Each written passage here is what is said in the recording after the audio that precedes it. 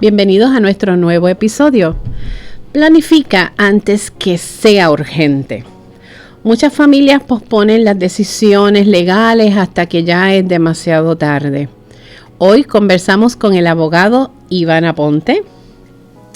Él está aquí con nosotros y va a hablar sobre cómo proteger la voluntad, el patrimonio y la tranquilidad de las personas con cambios cognitivos. ¿Y qué opciones tienen sus familiares cuando ya el paciente no puede decidir por sí misma? Bienvenidos a Neurodiálogo. La importancia de la planificación legal temprano. ¿Por qué es tan importante atender estos asuntos legales tan pronto como se recibe un diagnóstico o surgen las primeras señales de Alzheimer o demencia? En primer lugar, muchas gracias por la invitación. Segundo, es importante tratar estos asuntos porque bajo las leyes de Puerto Rico la capacidad legal siempre se presume. El Código Civil en Puerto Rico establece que la capacidad legal de una persona mayor de edad se presume para todos los fines legales. Esto lo que significa es que cuando son menores de edad, papá y mamá tienen lo que se conoce como la custodia y la patria potestad sobre estos menores. Así que le van a dar la capacidad legal para cualquier asunto que el menor requiera o necesite, pero cuando cumplimos los 21 años, que es cuando se adviene la mayoría de edad, ya la persona se presume capaz para todos los fines legales para llevar a cabo cualquier fin a su propio beneficio. Eso significa que entonces cuando identificamos que ya hay alguna condición que disminuye esa capacidad legal, pues tenemos que actuar con rapidez porque todos los medios para proteger a esta persona o para que él pueda tomar las decisiones futuras en cuanto a su tratamiento o sus bienes tienen que ser cuando todavía tiene capacidad para consentir. Si se identifica que la persona no tiene capacidad para consentir, ya entonces tenemos que entrar a otros remedios legales para que se identifique que esa persona ya no puede consentir, se identifique como un incapaz legal y entonces las personas que vienen por derecho o por voluntad a protegerle o a producirle o darle esa capacidad legal, pues entonces puedan interactuar. Okay. Excelente. ¿Y qué documentos legales, verdad, debería considerar preparar una persona mientras aún puede tomar decisiones por sí misma? Para efectos de los documentos legales, siempre va para establecer la voluntad. Tenemos los testamentos, que son disposiciones legales donde la persona establece qué es lo que va a ocurrir una vez fallezca. Tenemos los poderes, que la persona puede establecer cómo se van a trabajar con sus bienes materiales o sus condiciones de salud al presente y a futuro, los fideicomisos. Y entonces en muchos hospitales también se conoce como el DNR o el testamento vital, de voluntad vital, que es el documento donde la persona consiente a que otra persona tome decisiones sobre sus condiciones físicas o de salud o renuncie a lo que serían los servicios médicos para mantener de manera artificial su condición de vida. Muy bien. ¿Y qué errores legales o familiares observa con mayor frecuencia cuando no se planifica a tiempo? Normalmente, o el mayor error, es que las personas no conocen ni los procesos ni los documentos que requieren para llevar a cabo cualquier gestión ante las agencias gubernamentales, ante las oficinas médicas. En Puerto Rico existe lo que es la Carta de Derechos del Paciente. Muchas personas también conocen la ley IPA. Pues bajo la ley IPA, si la persona no dio una instrucción a priori o con anterioridad sobre a quién se le va a dar esa información de salud, pues una persona que viene posteriormente solicitando esa información de salud a un médico, pues el médico está imposibilitado de dársela. Si no guardamos esos documentos o si no tenemos esos documentos con anterioridad, pues entonces se va a dificultar la tarea de que esa persona pueda solicitar los remedios tanto para los bienes como para las condiciones de salud para esa persona que está cuidando. También conocemos, en Puerto Rico está la ley de salud mental. Bajo la ley de salud mental, si una persona se entiende que está entrando en una condición de salud que no le permite actuar a su propio beneficio, o son drogodependientes o farmacodependientes, pues existen unos remedios para que se pueda actuar en beneficio de estas personas con o sin un consentimiento previo.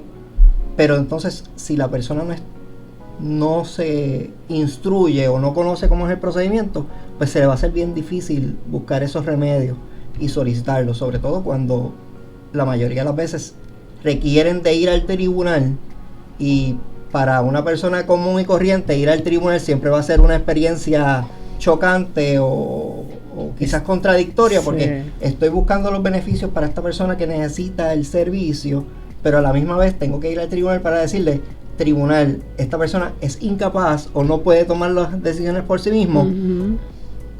Deme una orden en contra quizás de la voluntad o de la capacidad de esa persona de consentir, para yo poder tomar las decisiones a su favor. Y entonces a veces esas situaciones pues crean tensiones familiares, porque entonces ¿cuál de los hijos es el que va a tomar la decisión? Muchas veces por uso y costumbre dicen: no, es que le toca al mayor. Sí, pero si tienes un hijo mayor de edad que vive en los Estados Unidos, exacto, ¿cómo va a cuidar de ese paciente o de esa persona que necesita los servicios? Pues entonces, si no se han tomado esas decisiones con prelación al evento de demencia o de incapacidad, pues se hace bien difícil entonces poderlos coordinar con la premura quizás que necesita el tratamiento o el servicio. Sí. Y antes de tomar una decisión importante, hay algo que toda familia debería conocer. El abogado se lo explicará en este próximo bloque.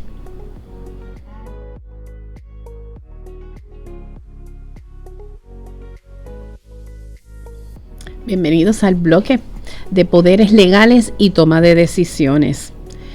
Licenciado, ¿qué es un poder legal y cómo puede ayudar en estas situaciones que estamos hablando?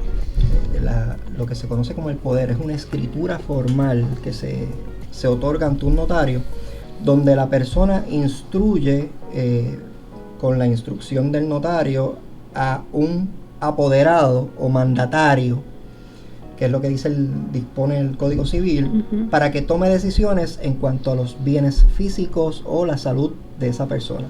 Existen distintos tipos de poderes.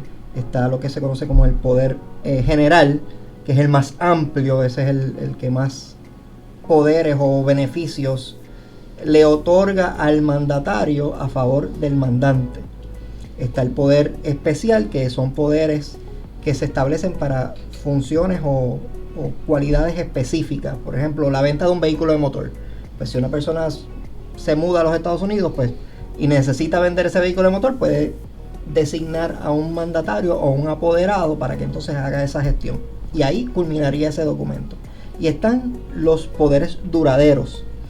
Estos son los poderes donde la persona mayormente establece quién va a ser la persona que va a tomar decisiones a futuro, y ese poder va a continuar vigente aun cuando esa persona advenga legalmente incapaz para tomar decisiones a su beneficio. Excelente. ¿Y cuál es la diferencia entre un poder para asuntos financieros y uno para decisiones de salud? La misma pregunta se contesta. Un poder para decisiones financieras es para eso. Es como si fuera un poder especial, donde vamos a establecer que el apoderado va a poder tomar decisiones financieras o en beneficio económico de la persona que es el poderdante. Esto incluye venta de propiedades o siquiera la administración de los bienes.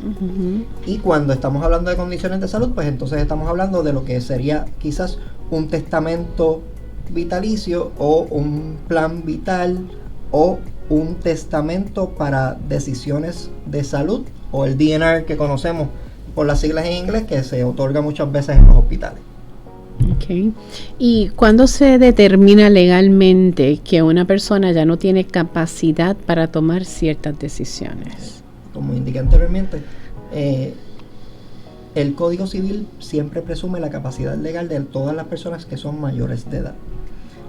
Para poder determinar que esa persona no es capaz de tomar sus decisiones, tenemos o la Ley de Salud Mental de Puerto Rico, que establece que si en algún momento se identifica que la persona no puede tomar decisiones a su favor, o que las decisiones que está tomando a su favor contravienen sus mejores deseos o su mejor desempeño en capacidad cognitiva o de salud, sea drogodependiente, alcohol dependiente, o que no pueda tomar decisiones en beneficio de su salud, pues entonces tenemos que ir al tribunal. Y ahí empieza quizás el trámite un poquito más serio, porque tenemos que decirle al tribunal, esta persona, bajo una ley 408 de salud mental, necesito que el tribunal determine si es incapaz, y pueden ocurrir una de dos situaciones. O solicitarle al tribunal, esta persona es incapaz, necesito que la ingreses involuntariamente o voluntariamente, si esa persona todavía tiene el poder de consentimiento, para que reciba tratamiento para su salud física o mental, y posterior a que los profesionales le evalúen, determinen si la persona es incapaz o no, o empezar lo que es el proceso de tutela, que es cuando ya le estamos diciendo al tribunal, mira, esta persona no puede tomar decisiones para su propio beneficio, así que necesita que se le asigne una persona que pueda tomar esas decisiones a su favor. El tribunal siempre va a velar por los mejores intereses de esa persona. Inicialmente, si la persona está casada, pues se esperaría que su cónyuge pueda tomar esa decisión, pero si su cónyuge no puede tomar esas decisiones, pues entonces empezamos con el trámite legal como si fuera un testamento, una declaratoria de herederos, ver quiénes son los legitimados bajo la ley para tomar esas decisiones, o si no existe ninguno, o la persona no tiene hijos o descendientes, pues entonces buscar una persona que esté dispuesta voluntariamente a aceptar ese cargo de tutela. Una gran aventura y un gran reto, ¿verdad? Y es bien importante conocer esto, porque, ¿verdad?, es sumamente valioso. Lo que sigue puede marcar la diferencia entre un proceso tranquilo y un conflicto familiar. Acompáñenos en este próximo bloque.